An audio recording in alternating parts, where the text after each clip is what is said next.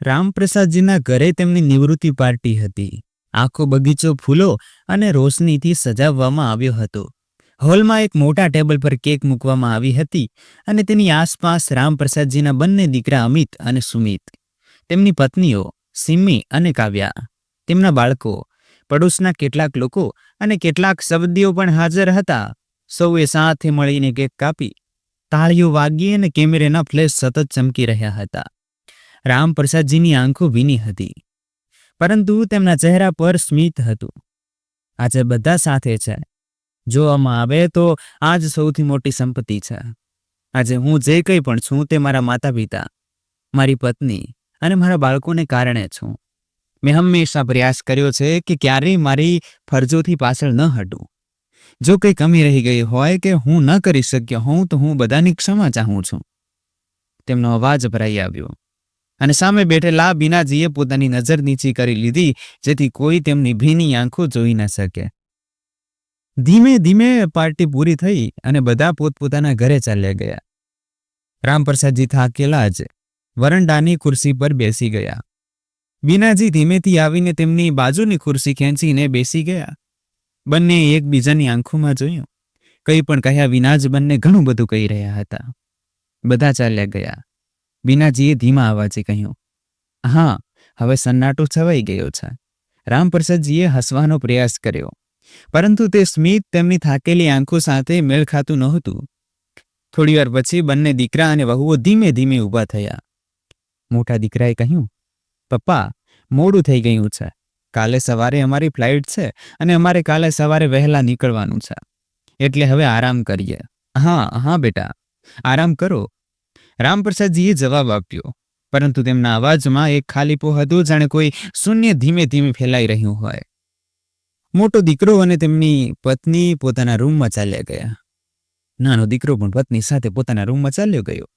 રહી ગયા રામપ્રસાદજી અને બીનાજી. બંને વિચારી રહ્યા હતા કે હવે કદાચ દીકરા વહુ કહેશે, પપ્પા, હવે તમે બંને અમારી સાથે ચાલો. હવે તમારે એકલા રહેવાની જરૂર નથી. કદાચ હવે આપણું વૃદ્ધાવસ્થા તેમના સાથમાં, થોડા સુકૂનમાં, થોડા સન્માનમાં પસાર થશે. પરંતુ બીજા જ પળે બાળકોનું વર્તન એવું હતું જાણે તેમણે આ વિષય પર વિચારવાની જરૂર જ ન સમજી હોય. ન કોઈએ પૂછ્યું, પપ્પા, હવે તમારા શું પ્લાન છે? ન કોઈએ કહ્યું, હવે તમારી જવાબદારી અમારી છે. બસ જમ્યા, હસ્યા અને પોતપોતાના રૂમમાં ચાલ્યા ગયા. જાણે તેમના જીવનમાં કોઈ બદલાવ આવ્યો જ ન હોય. તેઓ જાણી ચૂક્યા હતા કે આશાથી તેમણે પાર્ટીની રાત્રે દીકરા વહુ તરફ જોયું હતું. તે આશા હવે માત્ર એક ભ્રમ હતી. બીજા દિવસે ઘરના આંગણામાં હળવો તડકો ફેલાયેલો હતો. રામપ્રસાદજી પોતાના રૂમમાં બેસીને અખબાર વાંચી રહ્યા હતા, તો બીનાજી ચા બનાવી રહ્યા હતા. 3 વર્ષ પછી બંને દીકરાઓનું આવવું જાણે વૃદ્ધ માતા પિતા માટે કોઈ તહેવારથી ઓછું નહોતું. થોડીવાર પછી બંને દીકરા રામપ્રસાદજીના રૂમમાં આવે છે. હળવી ફૂલવી વાતો કર્યા પછી મોટા દીકરા અમિતે વાત વાળતા કહ્યું, પપ્પાજી, તમારી સાથે એક જરૂરી વાત કરવાની હતી. રામપ્રસાદજીએ ચશ્મા સરખા કર્યા અને હસીને તેમજ એક આશાભરી નજરે દીકરા તરફ જોઈને કહ્યું, હા બોલ બેટા, શું વાત છે? મોટો દીકરો થોડો ખચકાયો, પછી બોલ્યો, તમે તો જાણો જ છો પપ્પા, અમે બંને હજી સુધી ભાડાના મકાનોમાં રહીએ છીએ. મોંઘવારી ખૂબ છે. બાળકોનો અભ્યાસ, રાશન અને બીજા ખર્ચાઓ બસ જેમ તેમ ગુજારો ચાલી રહ્યો છે. નાનો દીકરો સુમિત તરત જ વચ્ચે બોલ્યો, હા પપ્પા, પણ અમે બંનેએ પોતપોતાની નોકરીમાંથી ઘણા પૈસા ભેગા કર્યા છે. મકાન પણ બુક કરાવી લીધું છે. બસ થોડી રકમ ઓછી પડી રહી છે. પછી બંનેનો અવાજ જાણે એક થઈ ગયો. અમે વિચારતા હતા કે જો તમે અમને તમારા રિટાયરમેન્ટના પૈસામાંથી થોડી મદદ કરી દો તો અમારા બંને પાસે પોતાનું ઘર હશે. મતલબ? રામપ્રસાદજી થોડા ચોંકીને બોલ્યા, તમે ચાહો છો કે હું મારી આખી જિંદગીની જમા પૂંજી અત્યારે જ વહેંચી દઉં? મોટો દીકરો હસવાની કોશિશ કરે છે. ના પપ્પા, વહેંચવું ન કહો, મદદ કહો. આખરે આ પૈસા અમારા લોકો માટે જ તો ભેગા કર્યા હશે ને તમે? નાનો દીકરો પણ આત્મવિશ્વાસથી કહે છે, હા પપ્પા, તમે અને મમ્મી તો હવે એકલા જ છો.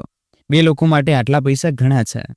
અમે થોડી મદદ લઈ લઈએ તો તમારો જ બોજ હળવો થશે. રામપ્રસાદજીના હાથમાંથી અખબાર સરકી ગયું. તેઓ ચૂપચાપ બારીની બહાર જોવા લાગ્યા. બહાર ગુલમહોરના ઝાડ પર બેઠેલી ખિસકોલીને નિહાળતા જાણે કંઈક વિચારી રહ્યા હોય.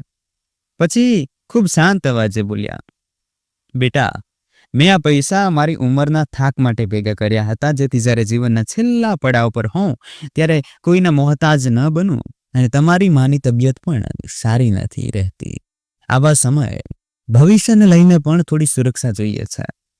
ત્યારે જ અમિત બોલ્યો, પપ્પા, શું અમે તમારા દીકરા નથી? તમારી સુરક્ષા હવે અમારી બંનેની જવાબદારી છે. રામપ્રસાદજીનો ચહેરો એકદમ સુન્ન થઈ ગયો હતો. તેઓ સામે બેઠેલા બંને દીકરાઓને જોઈ રહ્યા હતા અને મનમાં વિચારી રહ્યા હતા, 3 વર્ષમાં આજે તો દીકરાઓની સુરત જોવા મળી છે અને આજે પણ પોતાના માટે જ આવ્યા છે, માતા પિતા માટે નહીં. આંસુ ખાક અમારી જવાબદારી ઉઠાવશે. થોડી વાર પછી તેમણે પોતાને સંયત કર્યા અને ખૂબ જ ફીકા અવાજે બોલ્યા, ઠીક છે, હું વિચારીને જણાવીશ. બંને દીકરા મોઢું લટકાવીને રૂમમાંથી બહાર આવી ગયા. રામપ્રસાદજી અને બીનાજીને 2 દીકરા હતા, અમિત અને સુમિત. બંનેના જન્મ સમયે આખા ગામમાં ખુશીની લહેર દોડી ગઈ હતી. દરેક જણ કહેતું હતું, તેમને 2 દીકરા છે. વાહ, તમે તો મોટા ભાગ્યશાળી છો. રામપ્રસાદજી પણ આ વાત પર હસતા હતા. છાતીમાં ગર્વનો ભાવ હતો. હા, મારા 2 દીકરા છે અને બંને મારી આંખોના તારા છે. બંને દીકરાઓના ઉછેરમાં રામપ્રસાદજી અને બીનાજીએ કોઈ કસર છોડી નહોતી. ભણતર માટે શહેરમાં મોકલ્યા. સારા સ્કૂલ, કોલેજ, કોચિંગ બધાની વ્યવસ્થા કરી. પછી બંનેને સારી નોકરી પણ મળી ગઈ. બંને ચંડીગઢમાં હતા. રામપ્રસાદજી નોકરીના આટલા વર્ષોમાં પણ ક્યારેય પોતાના માટે કાયમી ઠેકાણું બનાવી શક્યા નહોતા.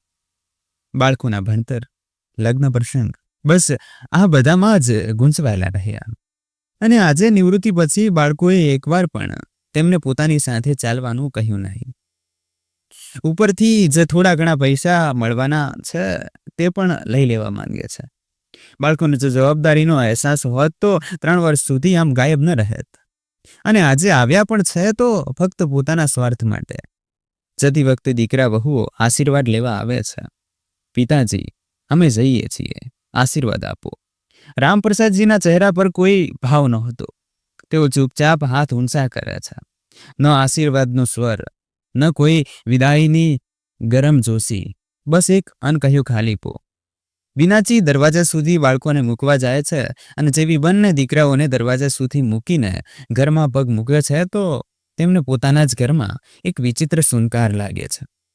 આખા ઘરમાં એક તણાવ ભરી ખામોશી છવાઈ ગઈ હતી. જાણે દિવાલો પણ હવે કોઈ વાત કરવા ન માંગતી હોય.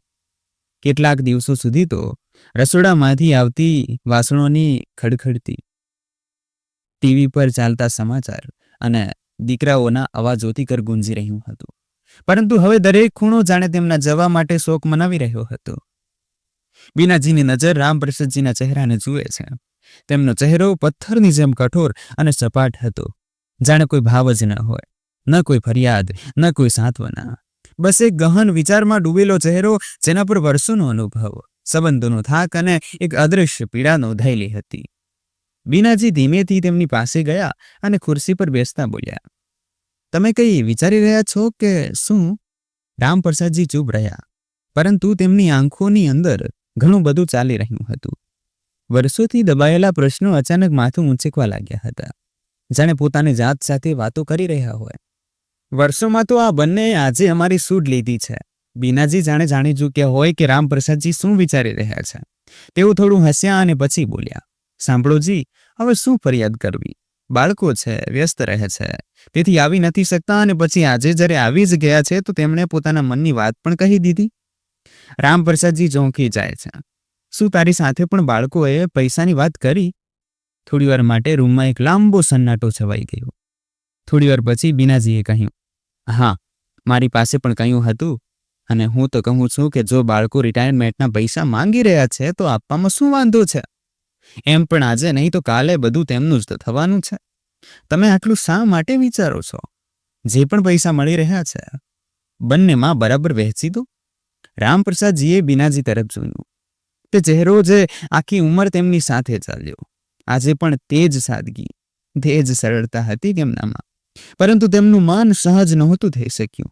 આજે બીના, તેમણે ગંભીર સ્વરમાં કહ્યું, તને ખબર છે નોકરીને પૂરા જીવનમાં આપણે શું નથી સહન કર્યું? ભાડાનું મકાન, નાના નાના ખર્ચાઓમાં મોટી મોટી વસ્તુઓ છોડવી, અને હવે જ્યારે જીવનના છેલ્લા પડાવમાં થોડી રાહત મળી છે, શું તેનો પણ આપણને કોઈ અધિકાર નથી?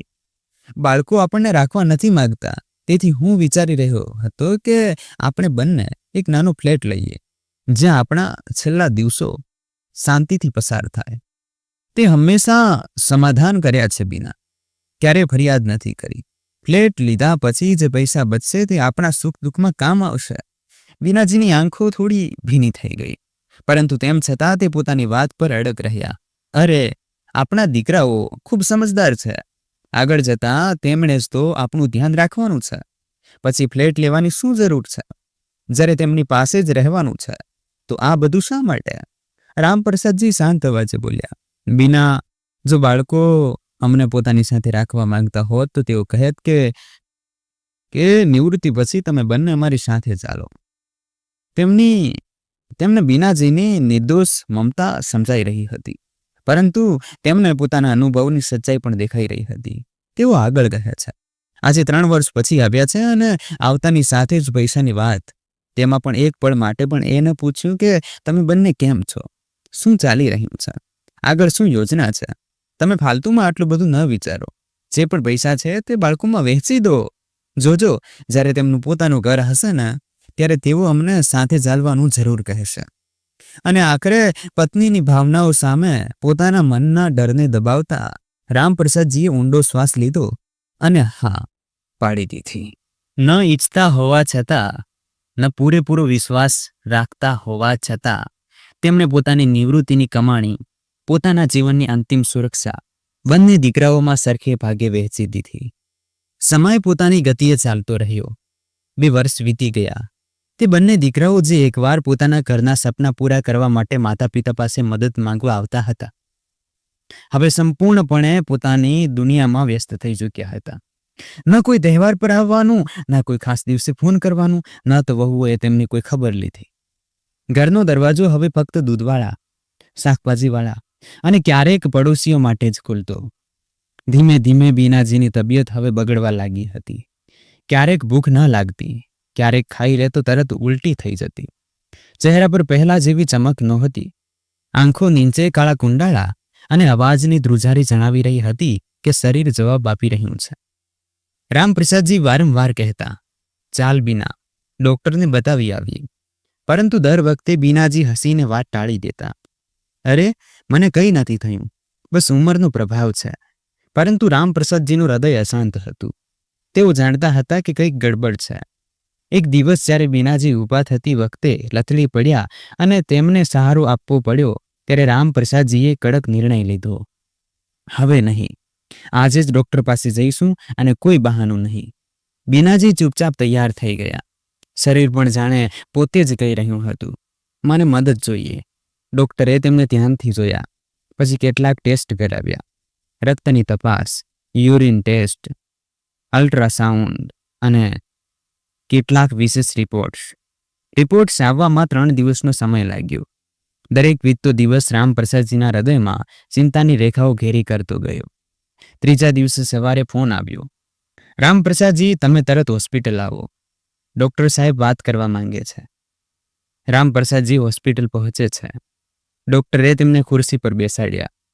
ડોક્ટરનો ચહેરો ગંભીર હતો પણ અવાજ ખૂબ શાંત હતો. રામપ્રસાદજી, બીનાજીની હાલત ગંભીર છે. રામપ્રસાદજીના ચહેરા પર ચિંતા અને થાકની છાયા ઘેરાવા લાગી. ડોક્ટરે આગળ કહ્યું, તેમની બંને કિડનીઓ સંપૂર્ણપણે ફેલ થઈ ચૂકી છે. એક ક્ષણ માટે જાણે રામપ્રસાદજીની દુનિયા થંભી ગઈ. રામપ્રસાદજીની આંખો એકટક ડોક્ટરને જોઈ રહી હતી. શબ્દો જાણે ગળામાં અટકી ગયા હોય, હૃદય જાણે ફાટી પડ્યું હોય. શું? બસ આટલું જ બોલી શક્યા. ડોક્ટરે ધીમા સ્વરે જણાવ્યું, હવે ફક્ત ડાયાલિસિસ જ ઉપાય છે અને તે પણ નિયમિત રૂપે. નહીં તો અને જો જલ્દી જ કિડની ડોનર ન મળ્યો તો હાલત બગડી શકે છે. ઓપરેશનનો ખર્ચ 40 લાખ રૂપિયાથી ઓછો નથી અને ડાયાલિસિસનો ખર્ચ અલગ. બાકીના શબ્દો રામપ્રસાદજી સાંભળી જ ન શક્યા. તેમના કાનોમાં હવે બસ એક જ વાત ગુંજી રહી હતી, બીનાની બંને કિડનીઓ ફેલ થઈ ચૂકી છે. હોસ્પિટલમાંથી બહાર આવીને તેમણે પોતાને સંભાળ્યા અને કાંપતા હાથોથી ફોન કાઢી મોટા દીકરાને ફોન કર્યા છે. રિંગ વાગે છે, પરંતુ ફોન ઉપડતો નથી. પછી તેઓ નાના દીકરાને ફોન કરે છે. હેલો બેટા, જલ્દી આવી જા. ઓફિસમાંથી રજા લઈને તારી માં ખૂબ નબળી પડી ગઈ છે. હું એકલો પડી ગયો છું બેટા. તારા આવવાથી થોડું હિંમત મળશે મને. તેને ફોન કર્યો હતો, પરંતુ તેણે ઉપાડ્યો નહીં. તું તેની સાથે વાત કર બેટા અને જલ્દીથી આવી જા બંને, કહીને રામપ્રસાદજી ફોન મૂકી દે છે. ફોન કટ થયા પછી રામપ્રસાદજીનો ચહેરો પરસેવા અને ચિંતાથી ભીંજાઈ ગયો હતો. તેઓ લથડતા પગલે ઘરે પહોંચ્યા. બીનાજી પોતાના પતિનો નિરાશ ચહેરો જુએ છે અને પૂછે છે, સાંભળો, ડોક્ટરે શું કહ્યું? મને શું થયું છે? રામપ્રસાદજીએ પોતાની પીડા છુપાવતા ચહેરા પર જબરદસ્તી સ્મિત લાવીને કહે છે, કંઈ નહીં, બસ થોડું ઇન્ફેક્શન છે. નાનું ઓપરેશન થશે અને તું ખૂબ જ જલ્દી ઠીક થઈ જઈશ બીના. બીનાજી કંઈ ન બોલ્યા, પરંતુ તેમની આંખો બધું જ વાંચી ચૂકી હતી. તેઓ પોતાના પતિના કપાળ પરની ચિંતાની રેખાઓ ઓળખતા હતા. આજની રાત રામપ્રસાદજીએ બીનાજી પાસે બેસીને જાગીને કાઢી. બીનાજીનો દરેક શ્વાસ, દરેક પડખું હવે રામપ્રસાદજીને કંપાવી રહ્યો હતો. ડોક્ટરની વાતોએ જાણે રામપ્રસાદજીના જીવનના બધા શ્વાસ છીનવી લીધા હતા. જે સ્ત્રીએ તેમનું જીવન સમર્પણ, પ્રેમ અને સેવા ભાવથી સિંચ્યું હતું, તે આજે મૃત્યુના દ્વાર પર ઊભી હતી અને તેઓ કંઈ જ કરી શકતા નહોતા.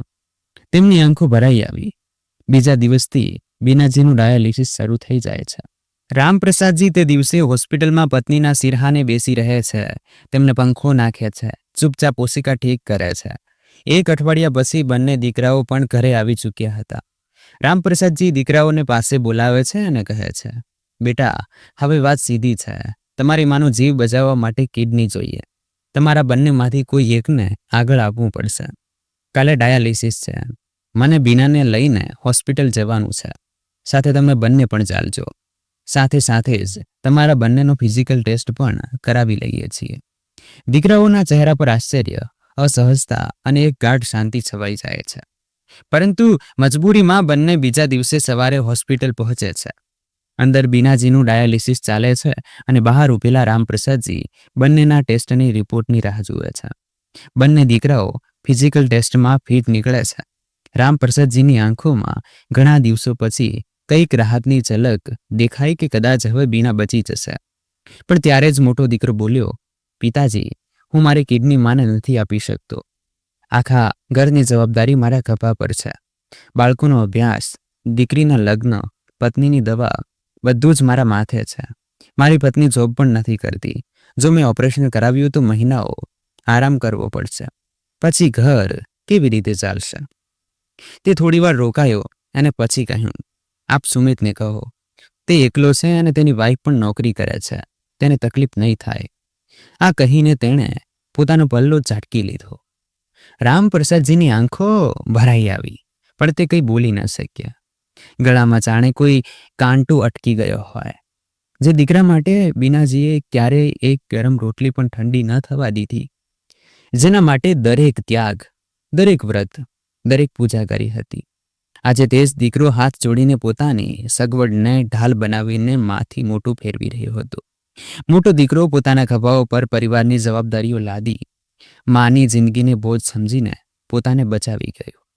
રામપ્રસાદજીનું મન અંદરથી હલી ગયું, પરંતુ કદાચ ક્યાંક એક આશા હતી કે નાનો દીકરો તેમનો સહારો બનશે. તેમણે ભીની આંખોથી નાના દીકરા તરફ જોયું. એક એવી આશા સાથે જ અવારનવાર મા બાપને પોતાના બાળકોથી હોય છે. પરંતુ નાના દીકરાની વાતથી જાણે બધા સંબંધોનો પાયો હલી ગયો. પિતાજી, તમને નથી લાગતું કે માને કિડની આપવી નકામી છે?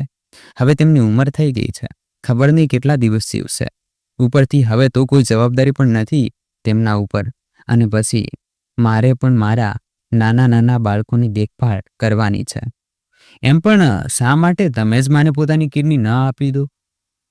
આ વાત સાંભળતા જ રામપ્રસાદજીના ચહેરા પરથી જાણે બધું જ લોહી ઉતરી ગઈ. દરેક કરચલી, દરેક રેખા જાણે ચીસો પાડી રહી હતી કે આ એ જ માં છે જેણે તમને પાળી પોસીને મોટા કર્યા હતા, અને હવે તમે તેને જીવવાનો અધિકાર પણ નથી આપવા માંગતા. તેમના હોઠ સુકાઈ ગયા, ગળું ભારે થઈ ગયું, પરંતુ તેમણે પોતાને તૂટવા દીધા નહીં. બેટા, આ બધું સાંભળવાની જરૂર નહોતી. મેં તે જ પળે નક્કી કરી લીધું હતું કે હું મારી કિડની તમારી માને આપીશ. પરંતુ મારી ઉંમર અને મારી બીમારીઓએ મારો આ હક પણ છીનવી લીધો. ડૉક્ટરે સાફ ના પાડી દીધી. કહ્યું કે મારી સુગર અને કમજોરીના કારણે ઓપરેશન જીવલેણ હોઈ શકે છે. આટલું કહેતા કહેતા તેમનો અવાજ ભરાઈ ગયો. તેમની આંખોમાંથી વહેતા આંસુ હવે તેમની જુબાન કરતા તેજ હતા. તેઓ પોતાના ગાલ પર વહેતા આંસુને દબાવીને પાછળ હટે છે, જાણે એક કમજોર પિતા નહીં, એક મજબૂત સાથી બનીને ઊભા રહેવા માંગતા હોય. પછી થોડી વારની ચૂપકીદી પછી તેમણે એક ઊંડો શ્વાસ લીધો અને ધીમા પણ દ્રઢ સ્વરમાં કહ્યું, તમારા લોકોએ માની ઉંમર ગણી લીધી, પરંતુ આ ન જોયું કે તે જ માએ તમારી દરેક જરૂરિયાત માટે પોતાના જીવનના કેટલાક વર્ષો કુરબાન કર્યા. રાત રાત પર જાગીને તમને દૂધ પીવડાવ્યું, તાવમાં પોતે ભીંજાઈ રહી પણ તમને સૂકા રાખ્યા. હવે જ્યારે તેને તમારી જરૂર છે તો તમે પોતાના બાળકોનો હવાલો આપીને તેને મરવા માટે છોડી દેવા માંગો છો. તમારા બંનેની આંખોમાં ન તો આંસુ છે, ન શરમ, બસ ગણતરી છે ઉંમરની, પૈસાની અને જવાબદારીઓની. તેમના શબ્દો કોઈ ચોંટની જેમ બંને દીકરાઓના સિનેમાં ઉતરતા ચાલ્યા ગયા. રામપ્રસાદજી ઉઠ્યા અને દરવાજા તરફ વધતા ધીમેથી બોલ્યા, ઠીક છે, તમે બંને પોતાની માને કિડની નથી આપી શકતા તો કોઈ વાંધો નહીં. તમે બંને મારા રિટાયરમેન્ટના જે પણ પૈસા મેં આપ્યા હતા તે મને પાછા આપી દો. હું કોઈ બીજો કિડની ડોનર શોધી લઈશ. આ એક વૃદ્ધ પિતાની ક્રોધિત નહીં, વિવશ પોકાર હતી, જેણે પોતાની પૂરી જિંદગીની કમાણી, સપનાઓની પૂંજી પોતાના દીકરાઓના ભવિષ્યમાં લગાડી દીધી હતી. જે પિતાએ એક એક રૂપિયો જોડીને દીકરાઓને ભણાવ્યા, લગ્ન કરાવ્યા, ઘર અપાવ્યા, હવે તે જ પિતા પોતાના જીવનસાથીને બચાવવા માટે ભીખની જેમ પોતાના જ પૈસા માંગી રહ્યા હતા. તેમણે જાણી લીધું હતું કે હવે તેમને પોતાની બીનાને બચાવવા માટે દીકરાઓની નહીં, પોતાના નસીબ અને પોતાની કોશિશો પર ભરોસો રાખવો પડશે. મને મારા પૈસા પાછા આપી દો, પછી તમે બંને પોતાના પરિવારની જવાબદારી સંભાળીને પાછા જઈ શકો છો. આ તે શબ્દો હતા જેમાં એક પિતાની તૂટેલી ભાવનાઓ, એક પતિની બેબસતા અને એક ઇન્સાનની ગરિમા છુપાયેલી હતી. હવે તેઓ એ પણ નહોતા ઈચ્છતા કે દીકરાઓ ત્યાં રોકાય, કારણ કે જે ઘરમાં માનો જીવ બચાવવાની વાત પર ચર્ચા થાય ત્યાં સંબંધોની ગરમી નહીં, સ્વાર્થની ઠંડી હવા વહે છે. પિતાજી, હવે તે પૈસા અમારી પાસે ક્યાં રહ્યા? તે પૈસાથી તો અમે ઘર ખરીદી લીધા છે. દીકરાઓના મોઢેથી નીકળેલી આ વાત કોઈ પથ્થરથી ટકરાવા જેવી હતી. આટલી સહજતાથી તેમણે કહી દીધું કે હવે તે પૈસા નથી, જેમ કોઈ લોન હતી, એહસાન નહીં. કેવી રીતે બાળકો ભૂલી જાય છે કે તે પિતાની મહેનત, ત્યાગ અને જીવનભરની પૂંજી હોય છે, જેને બાળકો પોતાના સ્વાર્થમાં ખર્ચ કરી દે છે, અને જ્યારે તે પૈસાની સૌથી વધારે જરૂર આવી તો જવાબ મળ્યો, હવે ક્યાં છે તે પૈસા? ખતમ થઈ ગયા તે તો. આવી કડવી વાતો સાંભળી રામપ્રસાદજી પોતાનું માથું પકડી લે છે. આ ફક્ત માથું નહોતું જ તેમણે પકડ્યું, આ તેમનો વિશ્વાસ હતો જે તૂટીને તેમના શિર પર પડી ગયો હતો. દીકરાઓના મોઢેથી આ વાતો સાંભળીને રામપ્રસાદજીને સમજાતું નહોતું કે તેઓ કોનો શોક મનાવે, પોતાની બીમાર પત્નીનો કે જીવતા હોવા છતાં મરી ચૂકેલા દીકરાઓના ચરિત્રનો. બેટા, તમારી માએ ખૂબ ત્યાગ કર્યો છે તમારા બંને માટે. આ એક દર્દથી લપેટાયેલો અરીસો હતો જેમાં રામપ્રસાદજી પોતાના દીકરાઓને તેમનો અસલી ચહેરો બતાવી રહ્યા હતા. જે માએ પોતાના સપનાઓની ચિતા જલાવીને તેમના માટે જીવનનું દરેક સુખ ત્યાગી દીધું, તે જ માને બચાવવાની વાત પર તમે બંને ચર્ચા, બહાના અને હિસાબ કિતાબમાં લાગ્યા છો. તો શું થઈ ગયું પિતાજી? બધા મા બાપ તો કરે છે, તમે તો એવી વાતો કહી રહ્યા છો જેમ તમે બંને કંઈ અલગ જ કર્યું છે અમારા માટે. મોટો દીકરો મોટી બેશરમીથી બોલ્યો, બેટા, કદાચ તમને લોકોને ખબર નથી, તેથી જણાવી દઉં કે તમે બંને આ માની ઓલાદ નથી. હવે સચ્ચાઈનું પડ ખોલવું રામપ્રસાદજી માટે જરૂરી થઈ ગયું હતું. તેમનું ગળું રૂંધાઈ ચૂક્યું હતું, પણ હવે ચૂપ રહેવું બીનાજી સાથે અન્યાય થતો. દીકરાઓની આત્માને ઝંઝોળવા માટે તેમને તે ભેદ ખોલવો જ પડ્યો જે તેમણે અત્યાર સુધી પોતાના જીવનની સૌથી ઊંડી સપાટીમાં છુપાવીને રાખ્યો હતો. તમારા બંનેની મા તો અમને છોડીને ક્યારની જતી રહી હતી. બંને દીકરા એકબીજાને જોવા લાગ્યા. કોણ જાણતું હતું કે જેને તેઓ આજ સુધી માં કહેતા આવ્યા તે દરઅસલ તેમને જન્મ આપનારી નહીં, જીવન આપનારી માં હતી. બીનાજી, જેમના માટે તેમને કોઈ લોહીનો સંબંધ નહીં. બસ એક પ્રેમ અને મમતાનો સંબંધ નિભાવ્યો હતો. રામપ્રસાદજી આગળ કહેવાનું શરૂ કરે છે. બીના પડોશમાં રહેતી હતી. મારા મા બાપુજીએ મારા બીજા લગ્ન કરાવ્યા હતા. જ્યારે તમે બંને બીનાની ગોદમાં આવ્યા ત્યારે અમિત, તું 2 વર્ષનો હતો અને સુમિત ફક્ત 6 મહિનાનો હતો. જે સંબંધને સમાજ સાવકી માતાનો કહે છે તેને બીનાએ ક્યારેય અનુભવ થવા દીધો નહીં. બીનાએ ફક્ત પત્ની નહીં, મા બનીને બતાવ્યું. જેને આપણે બીજાની ઓલાદ કહી દઈએ છીએ તેમને બીનાએ પોતાના લોહીથી સિંચ્યા. શું તેણે ક્યારેય અહેસાસ થવા દીધો કે તે તમારી સાવકી માં છે? આ પ્રશ્ન નહોતો, આ દીકરાઓના દિલ પર એક થપ્પડ હતો. શું ક્યારેય કોઈ દીકરાને બીનાથી ફરિયાદ રહી? શું તેણે ક્યારેય ભૂખ્યા સુવડાવ્યા? અરે તેણે તો પોતાની નોકરીનો પણ ત્યાગ કરી દીધો તમારા બંને માટે. બીના પણ સરકારી નોકરી કરતી હતી, પણ જ્યારે તેની સામે વિકલ્પ આવ્યો, કરિયર કે બાળકો, તો તેણે એક પળ પણ ગુમાવ્યા વિના બાળકોને પસંદ કર્યા.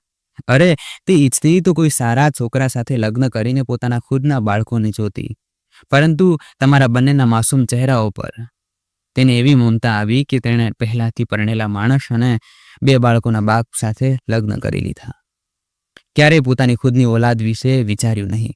તમે બંનેને જ પોતાની ઓલાદ સમજી લીધા અને આજે તે જ બાળકો કહી રહ્યા છે કે બીના પર પૈસા ખર્ચ કરવા નકામા છે. જેણે બીજાની ઓલાદને પોતાની છાતીએ લગાડ્યા અને પોતાના માન્યા, આજે તેની એ જ સોચ હારી રહી છે.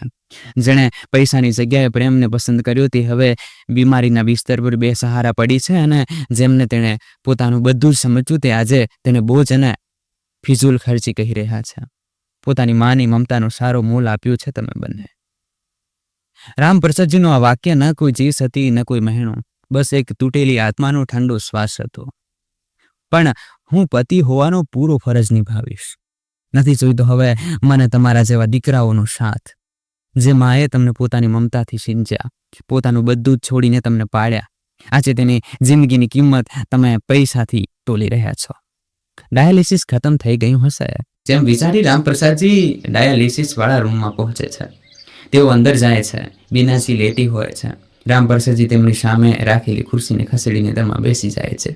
તેઓ ધીમેથી બીનાજીનો હાથ પકડે છે અને કહે છે, બીના, હું તને કંઈ નહીં થવા દઉં. ત્યારે જ તેઓ અનુભવે છે કે બીનાજીના હાથ ઠંડા પડી ચૂક્યા હતા. એક સન્નાટો તેમના ભીતરથી ઉઠ્યો જેણે તેમની આત્માને નીચોવી દીધી. તેઓ ભાગતા જાય છે અને ડૉક્ટર અને નર્સને બોલાવીને લાવે છે. ડૉક્ટર બીનાજીને ચેક કરે છે અને શિર ઝુકાવીને કહે છે,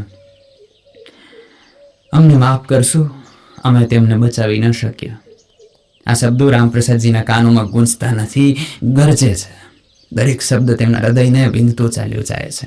ત્યારે જ નર્સનો અવાજ આવે છે, સર, થોડી વાર પહેલાં જ તો હું આંટીજીને દરવાજા પાસે ઊભેલા જોઈ રહી હતી. તે ખૂબ શાંત હતા. તેમના ચહેરા પર એક અજીબ સી મુસ્કાન હતી. તેમની ડાયાલિસિસ બરાબર થઈ હતી અને તબિયત પણ ઠીક જ લાગી રહી હતી. રામપ્રસાદજી સમજી જાય છે. બીનાએ બધું સાંભળી લીધું હતું. દીકરાઓની તે નિર્દયી વાતો જેમાં માનું અસ્તિત્વ ફક્ત પૈસા અને જવાબદારીઓના ત્રાજવામાં તોલાતું હતું. જે માએ ઉંમરભર કોઈ સ્વાર્થ વિના બાળકોને પ્રેમ આપ્યો, તેમના માટે પોતાની ઓળખ સુધી ભૂલી બેઠી. આજે તે જ માટે તેમની પાસે ન દુઆ હતી અને ન સહારો. રામપ્રસાદજીની આંખો છલકાઈ ઉઠે છે. એક જીવનસાથીની હાર છલકે છે તે બુંદોમાં. તેઓ ધીમેથી બીનાજીનો હાથ પોતાના હાથમાં લે છે. તેમના મુખમાંથી એક જ શબ્દ નીકળે છે, મને માફ કરી દે બીના. દીકરાઓને ખબર પડે છે તો બંને દોડ્યા ચાલ્યા આવે છે, પરંતુ રૂમમાં ઘૂસતા જ પિતાની તે નજર તેમને સેંકડો સવાલોથી કચડી દે છે. રામપ્રસાદજી બસ એક વાત કહે છે, જે તમે લોકોએ આજે ખોઈ દીધું છે તે ખૂબ અમૂલ્ય હતું. તેની કોઈ કિંમત નહોતી. તમારી મા જતી રહી અને તમે બંનેએ તેને માર્યા છે, તેના મનને, તેની આશાને, તેની જીવવાની ઈચ્છાને. રામપ્રસાદજીની આંખોમાં આંસુની સાથે સાથે ગુસ્સાની ચિંગારી પણ હતી. તેમણે કડક લહેજામાં કહ્યું, હવે આ શરીરને સ્પર્શ ન કરતા તમારા આ પવિત્ર હાથોથી મારી બીનાના મારા શરીરને સ્પર્શ ન કરતા. રામપ્રસાદજીએ એકલા જ બીનાજીનો અંતિમ સંસ્કાર કર્યો. જેમ દરેક લાકડા પર, દરેક મંત્ર પર, દરેક ચિતાની જ્વાળામાં તેઓ ફક્ત પોતાની પત્નીની વિદાય નહોતા આપી રહ્યા, બલ્કિ પોતાના દીકરાઓથી પણ છેલ્લો નાતો તોડી રહ્યા હતા. બીનાજીની 13મી થયા પછી જ્યારે દીકરાઓ કેટલાક ઔપચારિક શબ્દોમાં બોલ્યા, પાપા, આપ અમારા સાથે ચાલો, અમે તમારું ધ્યાન રાખીશું, તો રામપ્રસાદજી બસ મુસ્કુરાતે કહ્યું, ધ્યાન રાખવાનો સમય નીકળી ચૂક્યો છે. હવે ફક્ત દૂર જ સુકૂન આપી શક્યા છે. તેમણે તે આમંત્રણ એ જ રીતે ઠુકરાવી દીધું જેમ તેમના દીકરાઓએ બીનાજીના જીવનની પોકારને ઠુકરાવી હતી. આ પછી રામપ્રસાદજી સીધા વૃદ્ધાશ્રમ ચાલ્યા ગયા. ધીમે ધીમે ત્યાંનો શૂન્યપણું તેમને હવે સુકૂન આપવા લાગ્યું હતું. હવે તેઓ પોતાની પેન્શનનો એક એક પૈસો એ જરૂરિયાતમંદ વડીલોની સેવામાં લગાવતા. ક્યારેક કોઈને ચશ્મા અપાવતા, ક્યારેક કોઈને દવા લાવતા, ક્યારેક બસ સાથે બેસીને ચૂપચાપ વાતો કરતા. અક્ષર સાંજે લીમડાના ઝાડ નીચે બેસીને તેઓ બીનાજીની તસવીર હાથમાં લીધા એક જ વાત બબડતા, કાશ બીના આપણે બંને નિસંતાન જ હોત. કદાચ જિંદગીમાં ઓછા મહિના મળત પણ સુકૂન જરૂર મળત. ધન્યવાદ મિત્રો. કહાની પસંદ આવી હોય તો કમેન્ટ, લાઇક, ચેનલને સબસ્ક્રાઇબ જરૂર કરજો. ધન્યવાદ મિત્રો. ધન્યવાદ મિત્રો. વિડીયોને લાઇક કરવા બદલ, ચેનલને સબસ્ક્રાઇબ કરવા બદલ, મારી સાથે હંમેશા જોડાયેલા રહેવા બદલ, મારી વાર્તાઓને સાંભળવા બદલ તમારો ખૂબ ખૂબ આભાર. એકવાર ફરી મળીશું નવી વાર્તા સાથે. જી.